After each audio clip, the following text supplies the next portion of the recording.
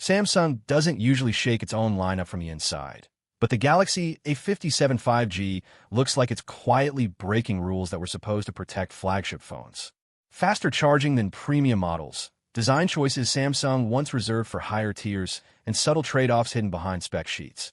This phone might be less about upgrades and more about a long-term strategy shift most people will miss. If you enjoy digging into the stuff brands don't clearly explain, the quiet changes that matter months later, and the decisions that tell you where tech is really heading, hit like, subscribe, and share this with someone who loves phones but hates marketing fluff. It genuinely helps the channel grow and keeps these deeper breakdowns coming. On the surface, the Galaxy A57 5G looks like a normal mid-range refresh, but the first hidden shock is charging. A recent certification quietly points to 45-watt wired charging, which is wild when you realize some Galaxy flagships are still stuck at 25 watts. Samsung isn't advertising this loudly, and that silence matters. Faster charging in mid-range phones changes user expectations, and once people experience that convenience, it's hard to accept slower speeds, even on expensive devices. This could pressure Samsung to rethink where it draws the premium line in future Galaxy S models. Then there's the design shift that sounds cosmetic but isn't. Leaks suggest Samsung may finally ditch those cheap plastic camera rings in the A series, replacing them with a cleaner, more premium finish. This isn't just about looks. It signals Samsung trying to erase the psychological gap between mid-range and flagship phones. When a phone looks expensive, people forgive small compromises elsewhere. That's powerful, and it explains why Samsung might quietly upgrade the exterior while staying cautious with internals. The camera story hides another long-term play. A rumored larger main sensor and a possible ultra-wide jump to 13 megapixels sound incremental, but the implications aren't. Bigger sensors improve low-light performance, detail retention, and computational photography headroom. That means future software updates could unlock noticeable camera gains without changing hardware.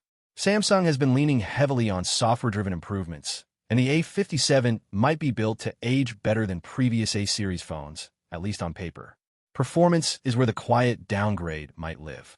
The Exynos 1680 is expected to deliver smoother everyday use and better efficiency, but it also reinforces Samsung's strategy of keeping raw power in check for mid-range devices. For daily users, this feels fine now, but 2 years down the line, heavier apps and AI features could expose those limits.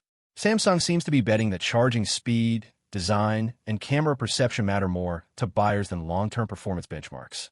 Another subtle but important upgrade is the fingerprint scanner.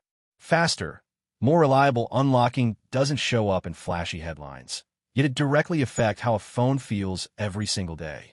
Samsung improving this quietly suggests they're focusing on friction points users complain about, but reviewers rarely emphasize. Timing adds another layer to the story. With the Galaxy A57 expected to launch dangerously close to the Galaxy S26 series, Samsung is walking a tightrope. If the A57 feels too good, it risks cannibalizing flagship sales. If it doesn't, those hidden upgrades lose their impact. That balance tells us a lot about where Samsung thinks the average buyer's priorities are shifting in 2026. The Galaxy A57 5G doesn't feel like a phone designed just for today.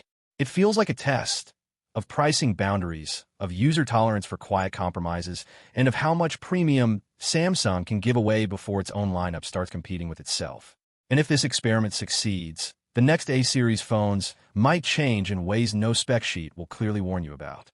So the real question isn't whether the Galaxy A57 is good or bad. It's whether this phone is a preview of a future where mid-range devices slowly steal the spotlight, while flagships rethink what they're even supposed to be. And if that happens, which Galaxy phones do you think will quietly lose their advantage first?